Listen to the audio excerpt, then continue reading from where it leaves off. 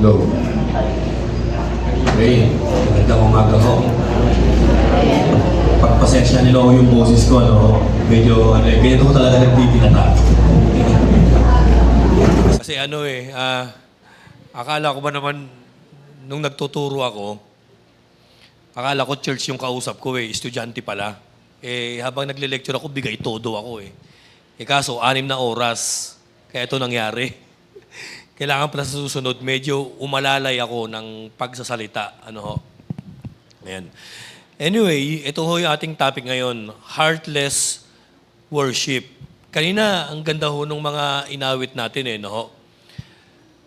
Paano nangyayari ang isang pagsambang walang puso? O pagsambang hindi nakakonek ang puso? O hindi ibinuhos ang puso? Kanina, napakaganda ng lyrics, sabi, "And I'm desperate for you. I'm lost without you." Tapos sabi niya, "This is the air I breathe, your holy presence." Ngayon po, ipapakita sa atin ni Prophet Malakay yung pagsamba na walang puso. Yung bang parang ginawa lang for the sake of may magawa lang para kay Lord, hindi ibinigay yung puso ng mga taong mananampalataya. Dito po, sa Malakay 1:6-10, meron pong 4 na nangyari na sinabi ang ating Panginoon. Doon sa verse 6, tingnan natin yung outline. Nakalagay po rito yung accusations ng Panginoon. Ano yung ibinibintang ng Panginoon sa mga Israelita? Actually, nangyari po ito nung pagkabalik ng mga Israelita mula sa captivity. So bumalik sila sa lupang pangako, nandun sila sa bagong nilang, sa templo nila. Ang problema, nung nanambahan sila kay Lord, hindi nila ibinigay yung kanilang buong puso sa pagsamba. Kaya ang Panginoon, merong akusasyon sa kanila. Basahin natin yung verse 6. Ayan, tignan po natin ito.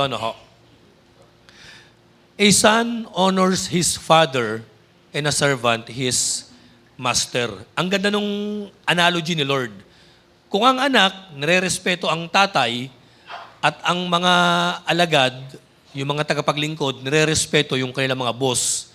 Ang sabi ng Panginoon, kung ako ay ama, nasaan ang inyong respeto sa akin? Nasaan yung pag-honor nyo sa akin? Sabi ng Panginoon. Kung ako yung master, kung ako yung Lord, sabi ni Lord, where is the respect due to me? Nasaan yung respeto nyo para sa akin? Says the Lord. It is you, O priest, who show contempt for my name. Nakita po natin dito na ibinigyang partikular ng Panginoon kung sino ang mga nanguna sa pagpapakita ng disrespect, dishonor, and contempt sa papuri kay Lord. Alam niyo kung sino? Yung mga priest. Kasi yung priest, sila po yung nangunguna, namumuno, naglilid, nagmamanage ng church, ng templo, nung araw. Pero anong sabi ng mga priest? But you ask, how have we shown contempt for your name? Nakita nyo, tingnan natin yung outline ulit. Ang sabi ng Panginoon po rito, yung tatay ninyo, nirerespeto nyo. Yung mga VIP, yung mga leaders, yung mga celebrity, kagaya ng mga governors, you treat them with respect. Pero sinasabi nyo, ako tatay ninyo, ako Lord Master ninyo. Pero nasa ng respeto at ipinoint out ng Panginoon, primarily, ang mga nagkakasala rito, yung mga priest. Let's see what's next. Tignan po natin ito sa outline.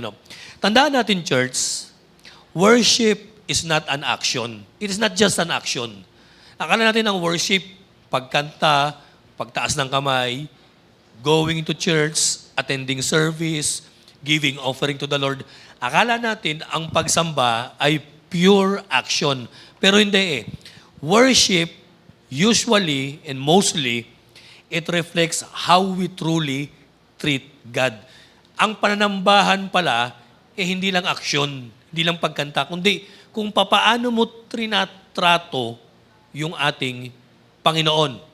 The problem with Israel during this time na nagbigay ng accusations to Lord, they did not treated God according sa pagiging Diyos niya. Hindi nila binigyang respeto, honor ang ating Panginoon, kaya nagbigay siya ng words of contempt sa Israel, particularly sa mga priest na namumuno ng kanilang pananambahan. So reminders, ang pagsamba ay hindi lang action. Kailangan, nandito kung paano natin tratuhin ang ating Panginoon. Ang challenge ni Lord, kung yung tatay at magulang ninyo, ginagalang ninyo . Kung yung mga VIP, mga lords ninyo, ginagalang ninyo. Ang challenge ng Panginoon, how much more pa kaya na dapat siya ay mas mataas ang respeto natin. Sige, ito po ang karugtong. God as Father and Lord must be obeyed and revered through real worship. Next, sabi pa po rito mga kapatid, pangalawa, ano yung ginawang dishonor ng mga tao kay Lord? Dishonoring God through careless worship. Church, tandaan natin, kapag tayo nag-aakusa, kailangan may resibo. Tama ba? Kailangan may ebidensya. Tama ba? Kung titignan natin yung mga flood control project ng mga inaakusahang mga kontraktor at mga politiko, may mga ebidensya. May mga resibo. Si Lord pa na nag-akusa sa Israel, particularly sa mga priest, meron siyang resibo. Ang tanong ito, how did the Israelites and the priest dishonor God? Ang sabi ko rito, through careless worship. Ano yung ginawa nilang careless worship? Tingnan natin yung verses 7 to 8. Tingnan po natin ito, church . You place defiled food on my altar. Naku po, ano yung nilagay nila? Naglagay sila, mga kapatid, ng pagkaing hindi kaaya-aya sa harapan ng Panginoon. Pag sinabing defiled, contaminated, marumi, ayan, may hindi karapat-dapat. But you ask, itong sabi ng mga priest, nagtatanong pa sila Lord, paano namin ibinigay yung mga hindi kaayon-ayon o karapat-dapat na mga hain sa iyo? By saying that the Lord's table is contemptible. Panginoon, paano nyo sabing contemptible yung mga hain namin? Nagbibigay naman kami ng mga hayop sa inyo. Di ba ang worship ng mga Israelites nung araw, kakatay sila ng baka, kakatay sila ng tupa, kakatayin para susunugin sa altar ng Panginoon.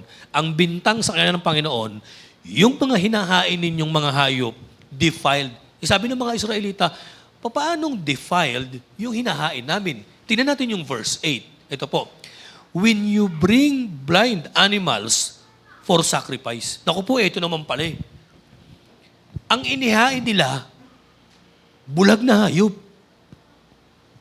Is that not wrong? Sabi ng Panginoon, hindi ba mali yung ginagawa ninyo, ay mga priest? Biruin mo, mag-offer kayo ng sacrifice sa akin.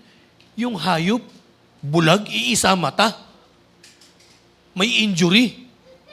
When you sacrifice crippled or diseased animal, yung sinasakripisyo nyo, hindi lang bulag. May sakit, malnourished, tapos pilay, injured. Hindi ba mali ang ginagawa ninyo? Sabi ng Panginoon. Nakita po ninyo ito? Sabi ng Panginoon ito, subukan nyo kayang ipakain yan, i-offer yan sa governor ninyo. Hindi ba siya matutuwa sa inyo? Hindi ba niya kayo tatanggapin? Says the Lord Almighty. Nakita nyo, church, ang ginawa ng mga priests at ng mga Israelites. Nag-o-offer sila kay Lord. Grabe, blemish, defective yung mga hayop. In short, kulang na lang. Mga botya yung ihahain nila, mga kapatid. Di ba tayo pagka tayo namimili ng mga karne, minsan tinitignan natin, ano ba to, frozen ba to? Baka naman double dead to Hindi lang double dead, baka triple dead na to, triple kill na to Titignan natin, may tatak ba yan? Yung seal, yung kulay blue na tinta na inaprobahan ng government. O tignan natin, minsan titignan natin kung inaamoy pa natin, baka may amoy na to. O baka, kailangan, di ba, ang mga karne mamula-mula. Yung mga ganun hindi na siya sariwa. O di ba?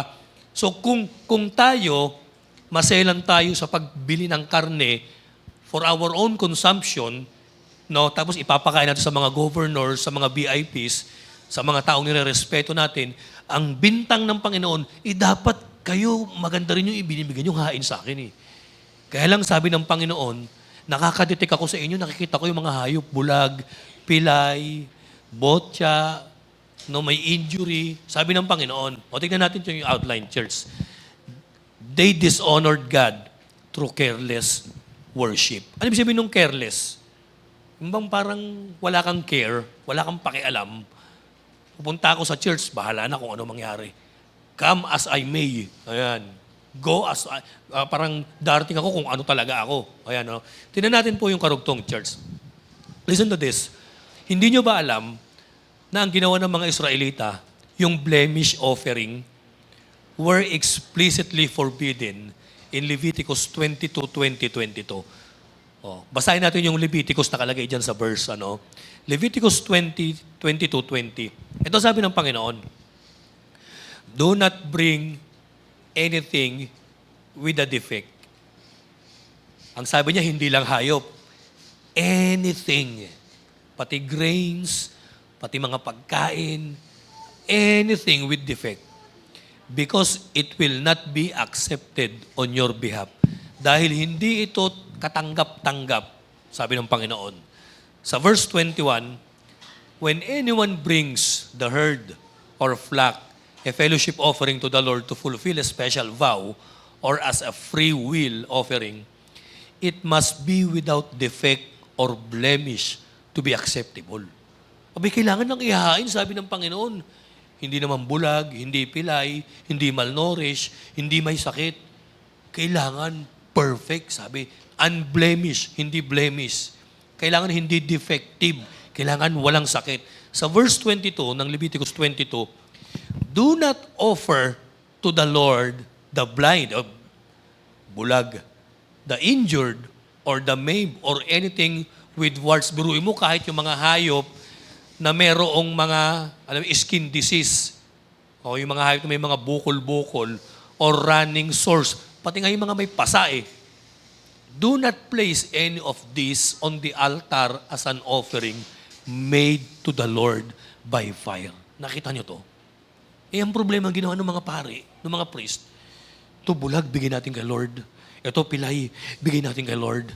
Sa tingin nyo ba, church, matutuwa ang Panginoon kapag ganyan ang ginagawa ng mga tao? Of course, hindi. Kaya nga siya nagkagalit eh. O tingnan natin to, church, yung outline. Ano? Next, sabi ko po rito, mga kapatid, dishonoring God, dishonoring God happens when we give Him what we cannot give to people we respect. Dishonoring God happens when we treat Him what we cannot treat people we respect. Give treatment to people we respect. Tandaan nyo, church, nangyayari ang pag-dishonor natin kay Lord kapag ginagawa natin sa Kanya yung mga bagay na hindi natin ginagawa sa mga taong nire-respeto natin. Eh kaya nga ang sabi niya, yung mga magulang ninyo, nire-respect nyo. Yung mga governor, yung mga VIP, nire-respect nyo. Pero pagdating sa akin, ang pangit ng mga offering ninyo, mga bulag, mga blemish, ang sabi ni Lord. So nakita nyo parang hindi okay ang declaration ng Panginoon dito. Another thing, ito pa ang sabi niya po rito, no? Bakit kaya kuminsan nagagawa ito ng mga tao kay Lord? O bakit? May tatlong dahilan eh. O tignan nyo to, no? Expedience. When we say expedience, hindi experience expedience, parang minadali. Tandaan nyo, lahat ng bagay na minadali, hilaw. Oh. Kunyari may party kayo, tapos dumating na yung mga tao, kainan na, gutom na. Yung mga tao, napapansin mo, naiinip na, tagal naman ang kainan. Eh ang problema, yung kanin hindi pa naisasaing. O dahil sa minadali mo ang saing mo, hilaw. O, pagkain ng mga bisita, ano ba to? Parang bigas pa to Ganyan ang itsura ng mga hain na minadali. Expedience. Ano ibig sabihin? Dahil sa hindi na sila nakapag-prepare, dahil sa hindi na sila nakapamili, eto, kung ano na yung pwede. Kasi kailangan ng sunugin to mamaya. Ito na, ibigay na natin. Expedience. Hindi nila napili. Bulag pala yung binigay nila kay Lord. Hindi pa nila napansin. Pilay pala yung nabigay nila kay Lord. Hindi pa nila napansin. Payat pala yung naibigay nila kay Lord. Kaya pala ang gaang minadali nila, dinala sa templo. Expedience. O tandaan natin, ang lahat ng bagay na minadali, madalas mali. Tama ba? O. Ang lahat ng bagay na minamadali, madalas mali. O, ito, minadali nila yung hain nila. Aside from that, ito po, pangalawa, neglect. O. Pag sinabing neglect sa Tagalog, kapabayaan. Hindi nila iniisip yung sensitivity, yung sacredness, yung pagiging sagrado ng hain. Neglect. Siguro sinasabi nila, pwede na to siguro kay Lord. Okay na to. Uobra na to. Ayan. Alam mo kapag naging ganyan ang mentality natin, especially sa mga taong nabibigyan natin o binibigyan natin ng serbisyo, pagka negligence palagi ang pinapakita mo, you cannot give your best doon sa pagsiserve mo at sa paglilingkod mo, kapatid. Neglect. Ayan. Kagaya ng mga ginawa ng mga flood control project. Total, magkakasama naman tayo rito eh. Neglect. Bahala na kung anong sementong meron yan. Kung anong halo yan. Kung anong baka lang ilagay natin yan. Basta tumayo, pwede na. Kapatid, ang tawag dyan, negligence. Neglect. Alam niyo ba yun, yung mga bara-barang gawa? Ayan, yung mga salaulang trabaho, salaulang gawa, ganyan ang ginawa nila kay Lord. Pangatlo, ito po, bakit sila naghain ng mga ganun? Disobedience. Ayan, minsan siguro iniisip nila, si Lord naman napaka-choosy. Pwede naman na siguro tong bulag. Bulag lang naman, hindi man dalawang mata, isa lang, pwede na to. Pero mo nang atwiran pa. Yung isang mata lang daw ang bulag, hindi naman daw dalawa. Pwede na to, kahit yung isang mata lang bulag, pwede na. Buti nga, isa lang, hindi dalawa eh. Gumanon pa eh, no? Pwede na to. Iika-ika. Buti nga nakakalakad pa eh. Pwede na yan. Ito, pwede na to, payat. Pwede na to kay Lord. Church, minsan ba ganyan tayo kay Lord? Pwede na to. Pwede na to. Ayan. Pwede na to. Ayan. Alam mo nyo, church, kaya ang dahilan kung bakit nagagalit at nakapaghain sila ng hindi karapat-dapat, doon tatlong bagay. Minadali, pinabayaan, sinuway nila yung specifications ng sacrifice kay Lord.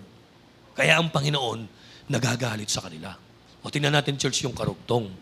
Ano ngayon ang nangyari? Are we honoring God when we give Him our leftovers? Nirespeto ba natin ang Panginoon kapag binibigay natin yung alam niyo ba yun mga kapatid, yung tira-tira? Ayan. So, ititira ko na to, total, tira-tira eh. Itira mo na. Ayan. Alam mo kapag tira-tira ang ginamit natin kay Lord, titirahin din tayo ni Lord, tama ba?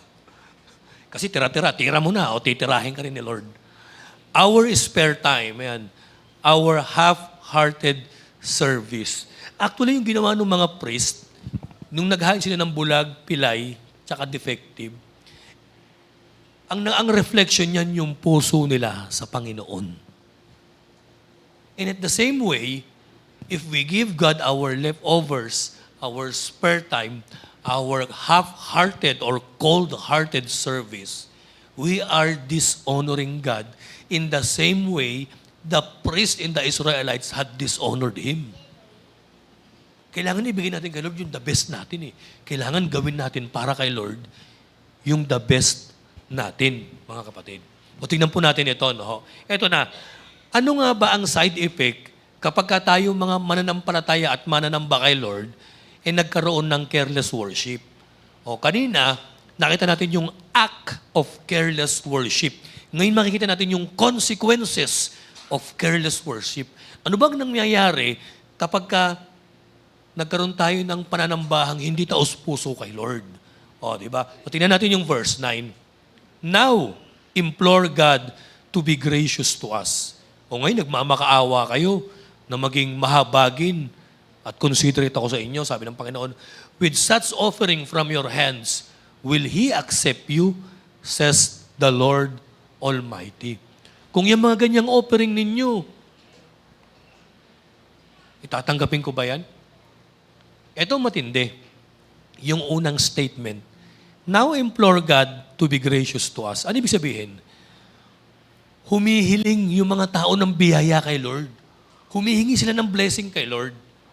Ito po, church, ang tanong ko, sa tingin nyo ba, ibibless ba ng Panginoon yung mga taong naghain ng bulag, pilay, payat, may sakit na hayop? Hindi. Nagahalit pa nga siya eh. At sa tingin ba natin, when we do that to our Lord in our worship, matutuwa ba, mapiplease ba si Lord? Of course not, mga kapatid. Let's see yung outline, church. Tingnan natin. Ano yung consequences? Listen to this. Always remember, we cannot expect God's blessing while disrespecting Him in living in disobedience. Totoo yan. Oo. Lord, pagalingin mo ako sa sakit ko. Lord, i-bless mo ako. Paano ka i-bless ni Lord kung hindi ka naman nagwo-worship sa Kanya? Kung hindi ka naman nag-church? Paano ka i-bless ni Lord? Paano ka ipopromote ng Panginoon kung ang binibigay mong time sa Kanya, yung spare time na lang? Di ba? Yung bang tipo na, punta lang ako sa church, bakit? Hindi para mag-worship, wala kasi akong magawa sa bahay eh. Pupunta ako sa church para pampalipas oras, ayan, para ma-entertain ako, ayan. Para makarinig ako ng mga kanta ron, ayan. Sa tingin niyo ba kapatid, pagka ganyan ang mindset ng isang mananampalataya, i-bless ba yan ni Lord? Of course not. Magagalit palalo ang ating Panginoon. So we can't expect blessing from God while we are disrespecting Him in worship and we are living in disobedience. Next, ito po church, prayer and seeking favor are useless if our hearts are disrespectful to God. Ang problema, saan tayo nakakapag-alala kay Lord, saan tayo nakakapagsimba. Kapatid, pagka ito na, we are what? Nandun tayo sa oras de peligro ng buhay natin. Saan natin naaalala si Lord? Sa tingin nyo ba, church, matutuwa ba, mapiplis ba si Lord sa ginagawa natin? Of course not. Ang sasabihin ng Panginoon, saka mo lang naman ako naaalala kapag may pangangailangan ko eh. Ginagawa mo kong last option eh. Pero where is your time? Nasaan ka? Nasaan ang presensya mo? Nung panahon na masaya ka, nung panahon na blessed ka, nasaan ka? Tapos lalapit ka lang sa akin, anak, ngayong naghihikahus ka, ngayong gipit na gipit ka. Kapatid, sa tingin niyo ba i-bless tayo ni Lord? Of course not. It is simply because we didn't treat God with honor and with respect. At ibinigay natin ang spare time natin sa Kanya, mga kapatid. Alam niyo po, church, makikita mo ang halaga mo sa isang tao kapag ang tao, binibigyan ka ng oras. Oh. Gusto mong kausapin yung gusto mong kausapin yung mahal mo sa buhay. Ang sabi ng mahal mo sa buhay, mamaya na may ginagawa ako. Mamayang alas 9, tumawag ka, wala na akong ginagawa. Tapos tumawag ka ng alas 9, hindi na nagre-ring kasi tulog na. Oh. Siyempre, sasama loob mo, di ba? O, tapos tumawag ka kinabukasan. O, tapos sasabihin, pag tawag mo kinabukasan, mamaya ka na tumawag, papasok na ako sa trabaho. O, edi siyempre, sasama na loob mo yan. Bibiruin mo, tumawag ka kahapon, alas 3, sabi, alas 9 raw, nung alas 9, tulog na. Tapos nung alas 7, papasok na naman doon sa trabaho. O, di siyempre, sasabihin mo, tatago ko sa'yo, mamaya alas 12 ha. Pag tago mo na alas 12, mamaya na kumakain ako. O, di siyempre, ulitin mo ulit, mamaya alas 3, tatawag ka ulit. Pagtag mo ng alas 3, sandali lang, may extra akong ginagawa sa trabaho. Sabi niya, sa ano na lang, sa holiday na lang kita kausapin, sa holiday. Oh, November 1. Grabe yung binigay na dito sa'yo, November 1 pa, kapatid. Sa tingin mo ba, matutuwa ka? Biro mo, January, in-appoint ka na mag-usap kayo November 1, kapatid. Sa tingin mo ba, matutuwa ka sa taong ganon? Abay, kung ganyan ang ugali mo sa akin, hindi na kita kakausapin. O, di ba? Ganyan ang nararamdaman ng Panginoon sa atin, mga kapatid. Hindi ho ba?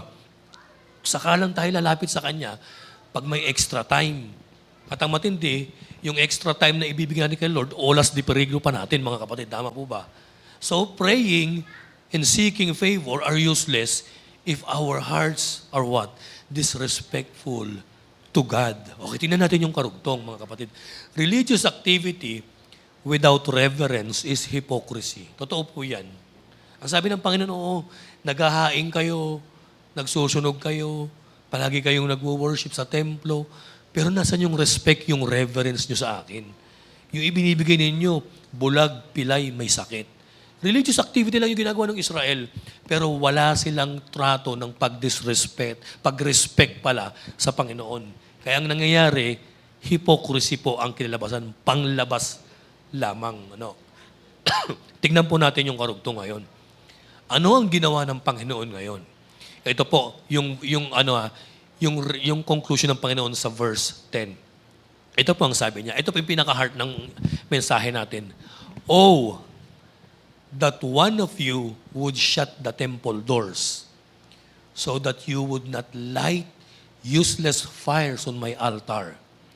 I am not pleased with you, says the Lord Almighty, and I accept no offering from your hands.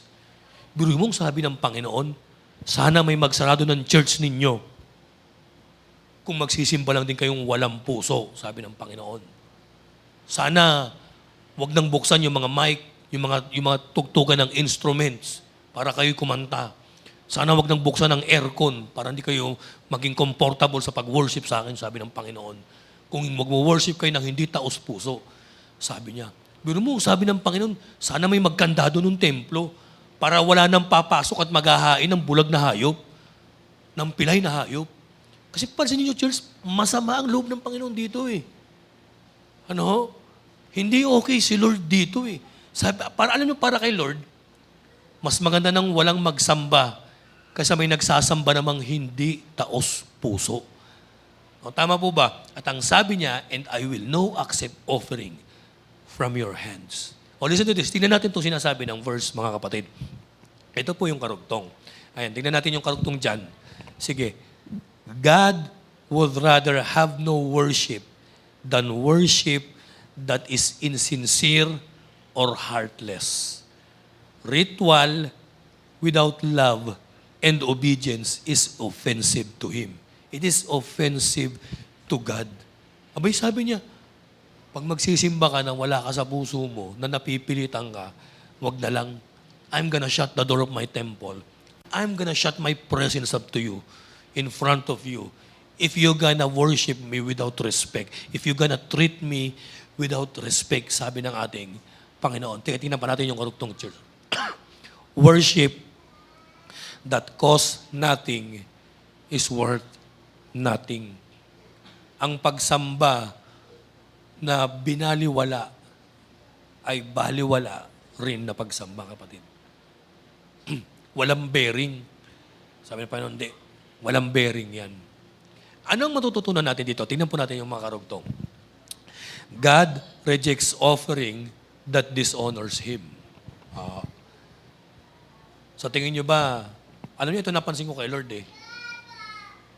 Di baling walang burnt offering, kaysa naman may burnt offering, unacceptable naman. Ba? Let's see what's next. Anong application? Meron 3 application sa mensahe natin ito.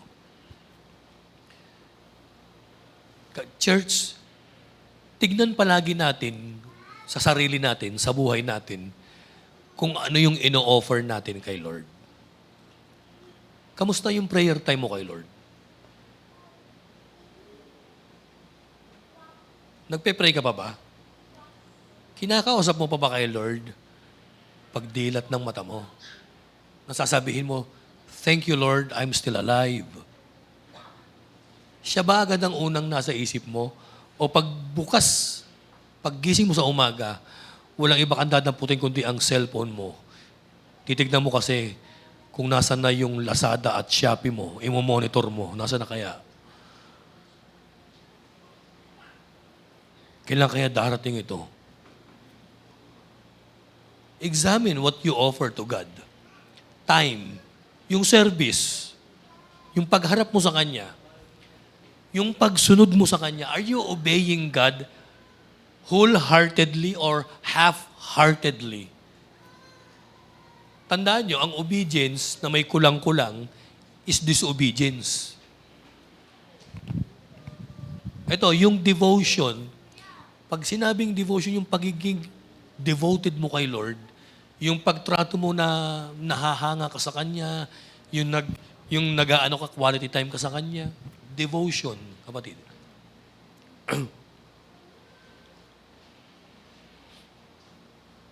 Alam niyo, church, pagka busy tayo, ang pinakamagandang i-excuse sa business natin, si Lord. Trabaho, sandali muna. Si Lord muna ang kausap ko. Customer, tumahimik ka. Kahit customers is right. I am having my devotion with God. Tumahimik, mag-antay ka dyan. Kahit na customer is right, pero mas right sa'yo si Lord. Dapat ganun, mga kapatid eh. Boss, sandali lang, tumahimik ka muna. Bira ka, tumahimik ka, boss. Kausap ko si Lord. Dapat ganun tayo, kapatid eh. Ano, yung examine what we offer to God, time, service, obedience, and devotion. Kasi nangyayari, ano pa ba magagawa ko? Nakausap ko na yung boss ko, natapos ko yung trabaho ko, naglinis na ako naman. Alam ko na mag-church na ako kasi wala na akong magawa eh. Sa tingin niyo ba, pagka last option si Lord, matutuwa ba siya sa'yo? Of course, hindi. Masasama ang loob ng Panginoon. Ito po, pangalawa.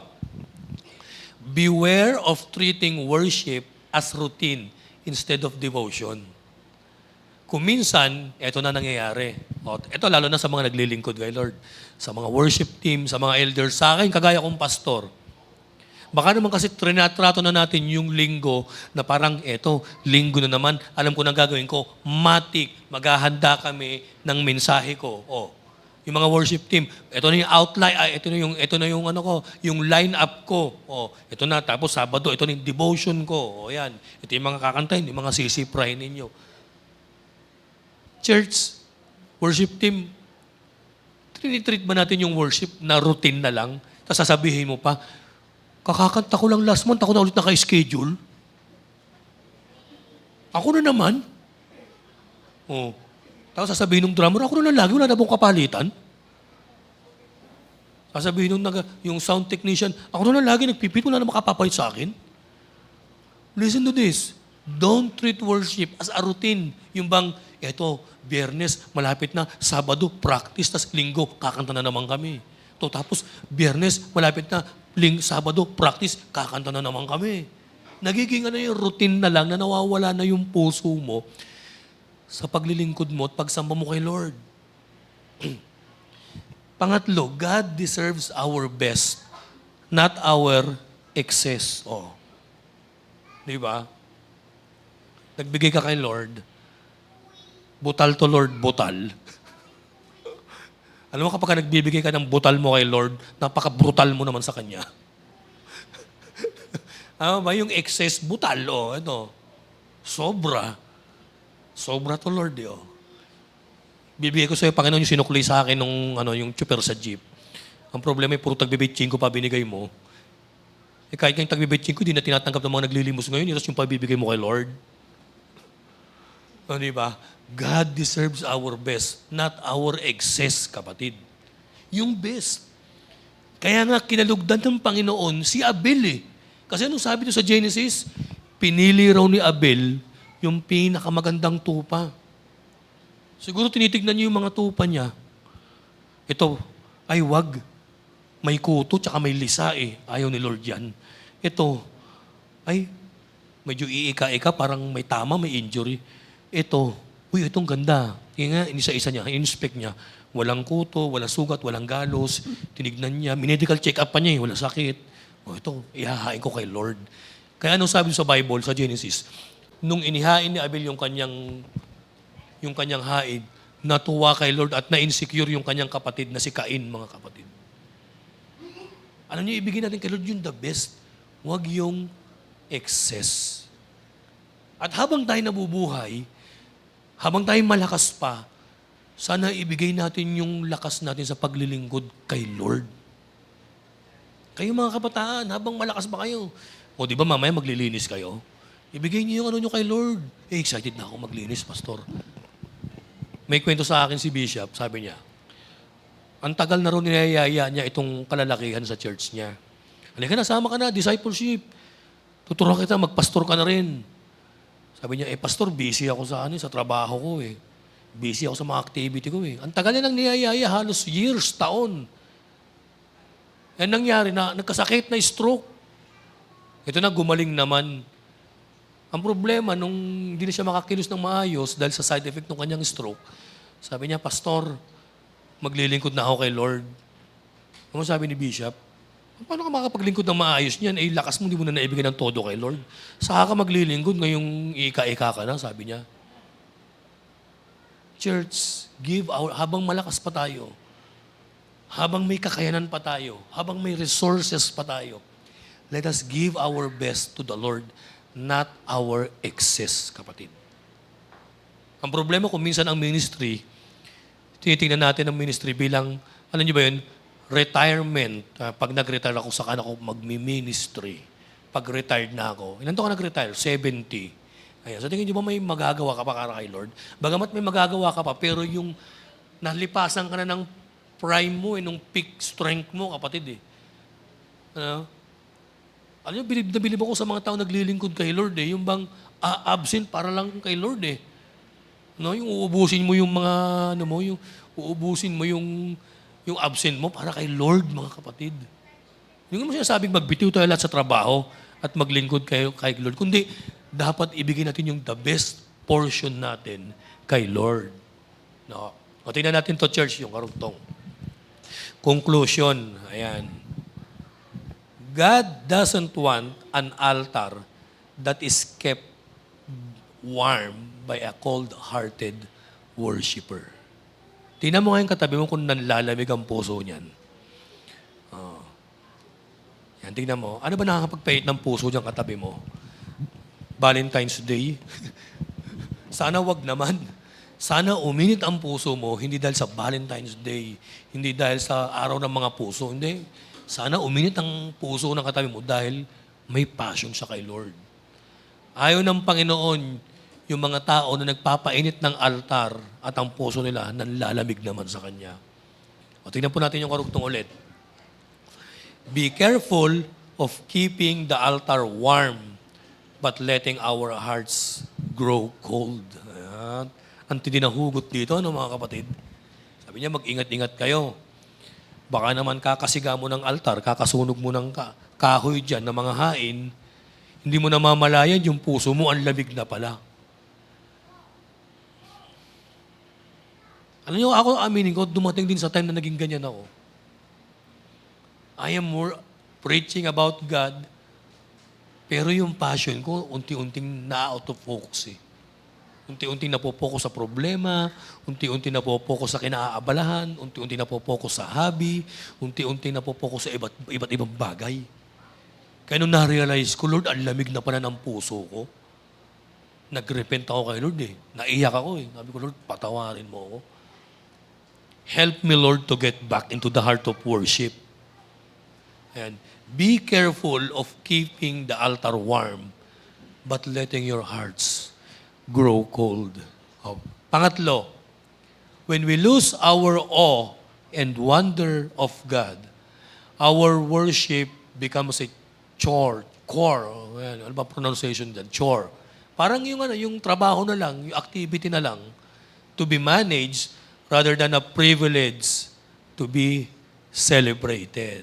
Tandaan nyo, ang pag-worship kay Lord, privilege. Iginawad sa'yo yan ng Panginoon dahil sa kaligtasang ibinigay niya sa'yo.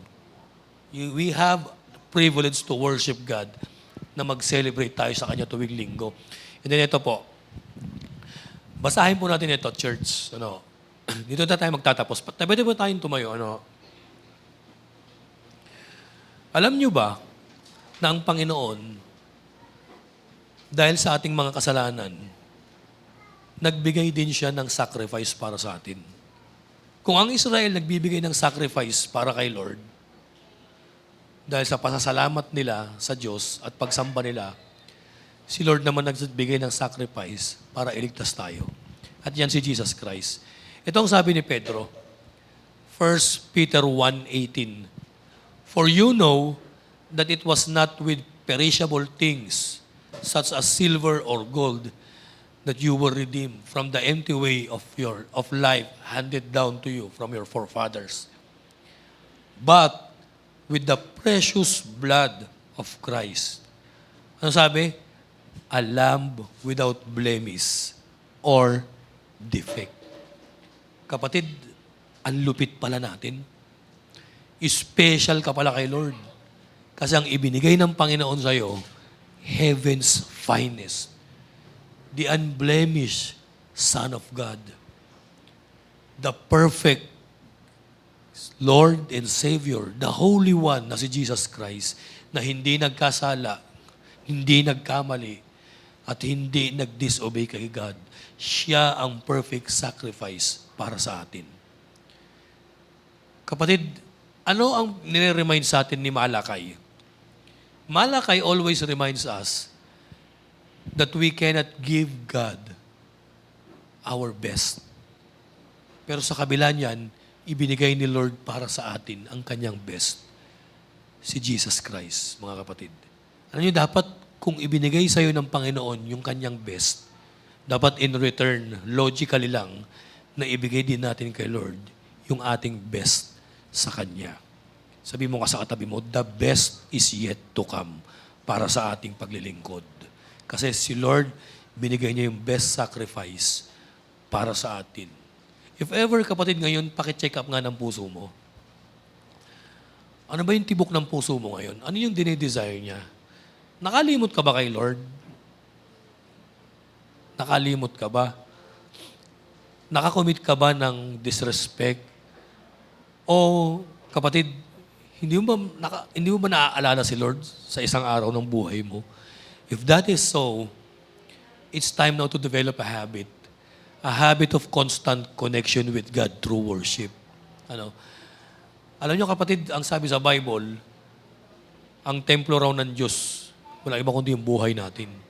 Kasi the Spirit indwells in us. The Holy Spirit of God is in us, kapatid. Alam niyo, hindi na nga required sa atin yung maghain tayo ng hayop eh. Kakatay ka ng hayop, magsusunog ka. Hindi na na-required sa atin yun eh. Kasi may gumawa na para sa atin eh. Ang gagawin na lang natin is ibigay yung devotion, yung quality time, gawin yung magandang service para kay Lord, yung paglilingkod, yung ministry, i-fulfill. Sana gawin natin ngayong pag-umpisa ng 2026. Lord, kung ano man yung mga pagkukulang ko noong 2025, kung ano man yung mga negligence ko, kung nabigyan man kita, Lord, ng spare time, kung nabigyan man kita, Lord, ng last moment, kung ikaw man, Lord, yung naging nasa pinakahuling-huling laylayan ng aking priority list, Panginoon, patawarin mo po ako. Patawarin mo po kami, Panginoon.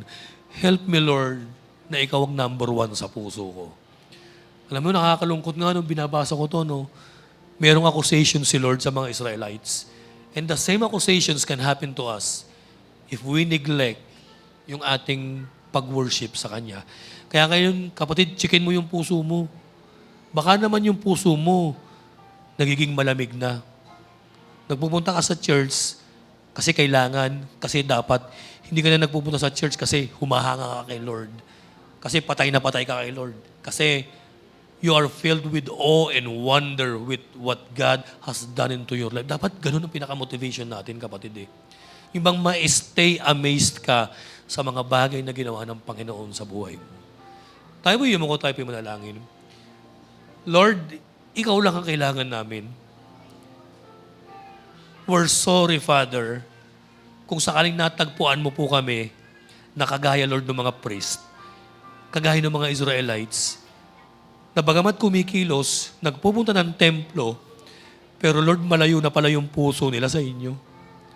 Lord, help us, O Lord, to guard our hearts, Panginoon.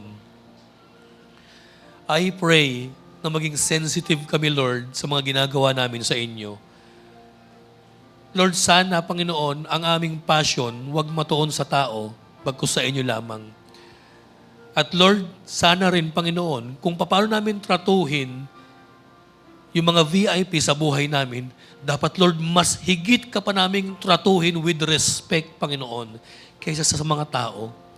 Ang nangyayari, Father, tila baga parang mas natatakot kami, mas nagre-respect pa kami sa tao kaysa sa inyo.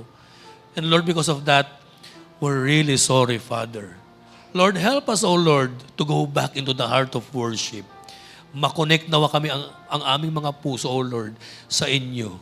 Lord, throughout this 2026, I pray, Lord, na mas lalo pang lumalim, uminit, at tumindi, Panginoon, ang aming paglilingkod, ang aming pagsamba, ang aming pagbibigay, ang aming ministry, at ang aming devotion sa inyo. Kasi ikaw lang talaga ang dapat itaas, ikaw lang ang dapat paglingkuran, at ikaw lang ang dapat gawing number one, O Lord, ng aming mga puso. Maraming salamat po, O Lord. Ito po ang aming panalangin. In Jesus' name we pray. Ang lahat po ng anak ng Diyos ay magsabi ng Amen.